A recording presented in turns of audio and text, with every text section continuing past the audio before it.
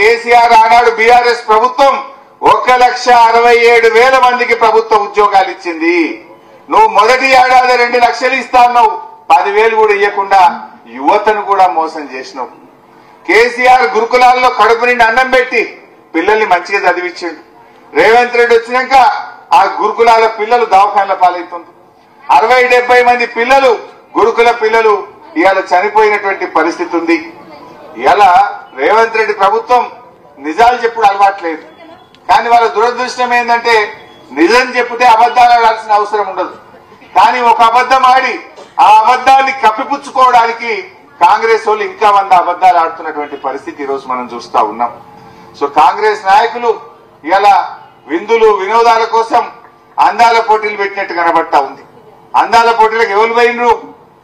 విందులకు వినోదులకు రేవంత్ రెడ్డి, ఆయన మంత్రులు, ఆయన పార్టీ నాయకులు 24 గంటలు ఆయనతో ఉండేటోళ్ళ కోసమే ఇవాళ అందాల పోటీలు పెట్టిండు.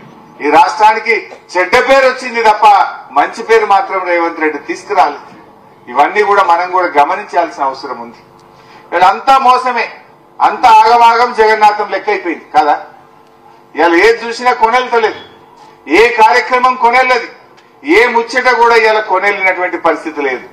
మా మూసి సుందరీకరణ అన్నాడు, మూసి మధ్యలో మునిగిపీకింది, మళ్ళా సప్పులు లేదు. అదేందో హెచ్సియు దగ్గర భూములకు పంచాయతీ పెట్టిండు, అది పోయింది సుప్రీంకోర్టు మొట్టికాయలు వేసిండు. కంచె గచ్చిపోలి మొట్టికాయలు పడ్డాయనే రేవంత్ రెడ్డికి. కంచెలోనే జైలు కట్టి లోపలేసి పారేస్తా అన్నారు వాళ్ళు. దెబ్బకు మళ్ళీ సప్పులు లేకుండా అయిపోయింది. ఏదన్నా కొనెళ్ళిన కార్యక్రమం ఉన్నదా? హైడ్రా అంటివి, వాని పేరు చెప్తివి, వీని పేరు చెప్తివి, తొక్క ముడిస్తేవి. ఇవాళ ఒక్కటి ఆలోచించింది, ఇదే మన తీగుల్లా మన జగదేవ్పూర్లా కేసీఆర్ ఉన్నప్పుడు మన భూముల విలువ పెరిగిందా లేదా? ఆనాడు కేసీఆర్ రాకముందు 10 లక్షలకు ఎకరం ఉంటే కేసీఆర్ వచ్చినాక 50 లక్షలు కోటి రూపాయలు అయింది. అయిందా లేదా? ఎవరన్నా ఆపదవాడో పిల్లల పెళ్లిలకో ఏదన్నా దవాఖానకో పిల్లల చదువులకో ఓ అద్దెకరం అమ్మితే మంచిగా 50 లక్షలు వచ్చినాయి. ఇవాళ ఎవడన్నా కొనటోడు ఉన్నాడా? అదే జరా ఇంట్లో పెళ్లి ఉన్నదిరా భయ్, 1 ఎకరం తీసుకోంటే వద్దు నాకు వద్దని అటే విత్తుండవాడు. హైదరాబాద్కి వెళ్ళి కార్లు వచ్చుడే బంద్ అయింది. వస్తున్నాయా? ఇటు మొగాలు కూడా కార్లు వస్తున్నాయా? బేరం నడుస్తుందా? ఏమన్నా రిజిస్ట్రేషన్ ఆఫీస్ లో వాడు ఈగలు కొట్టుకుంటుండు. దుకాణం బంద్ అయిపోయింది. రేవంత్ రెడ్డి పిచ్చి చర్యల వల్ల, తుగ్లక్ పనుల వల్ల ఈ రాష్ట్రం నష్టపోతా ఉంది. ఆగమాగం మాటలతోని రాష్ట్రంలో పెట్టుబడులు పెట్టడానికి ఎవరు రావడం లేదు. విదేశాల్లో ఉండే ఎన్ఆర్ఐలు ఈ రాష్ట్రంలో డబ్బులు పెట్టి జాగభూములు కొనడానికి వెనక ముందు అయ్యేటువంటి పరిస్థితి వచ్చింది. ఇవాళ చాలా ఇబ్బంది పడుతున్నారు. కొంతమంది నేను కలుస్తుంటారు అప్పుడప్పుడు, అన్న పిల్ల పెళ్లి పెట్టుకున్నానే, అప్పుడు 1 కోటి రూపాయలకు అమ్మంటే నేను అమ్మలేదు, ఇప్పుడు 60కి ఇస్తేనే జరవలకన్నా చెప్పే, 70కి ఇస్తేనే జరవలకన్నా చెప్పే అంటూ ఎవరు తీసుకునే పరిస్థితి లేదు. ఊర్లలో ఇండ్లు కుదబెట్టి అప్పులు తెచ్చుకునే పరిస్థితి వస్తా ఉంది. అంతా కూడా మైక్రో ఫైనాన్స్ల దగ్గర పోయి ఇండ్లు రిజిస్ట్రేషన్ చేసి అప్పులు తెస్తున్నారు పాపం ప్రజలు.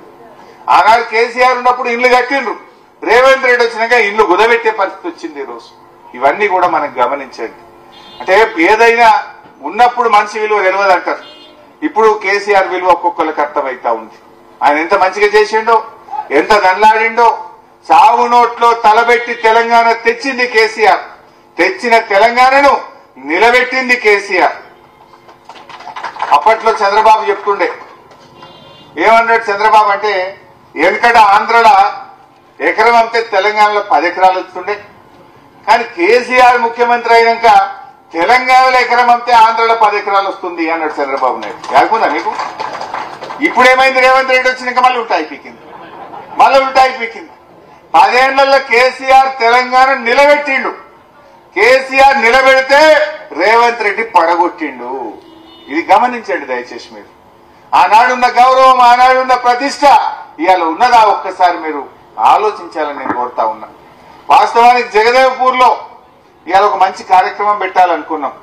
జగదేవ్పూర్ లో మా ప్రతాపన్న నాకు చెప్పి ఈడ ఒక ఇండస్ట్రియల్ ల్యాండ్ తీసుకోవాలి, ఈడ పరిశ్రమలు రావాలి, ఇక్కడ నిరుద్యోగ యువతకు లాభం కావాలంటే గతంలో మన ముడిగడప మన పలుగడ్డ ప్రాంతంలో ఒక 300-400 ఎకరాలు తీసుకొని ఈడ కొన్ని పెద్ద ఫ్యాక్టరీలు వేస్తే మా పిల్లలకు ఉద్యోగాలు వస్తాయని ప్రయత్నం ప్రారంభం చేసినాం.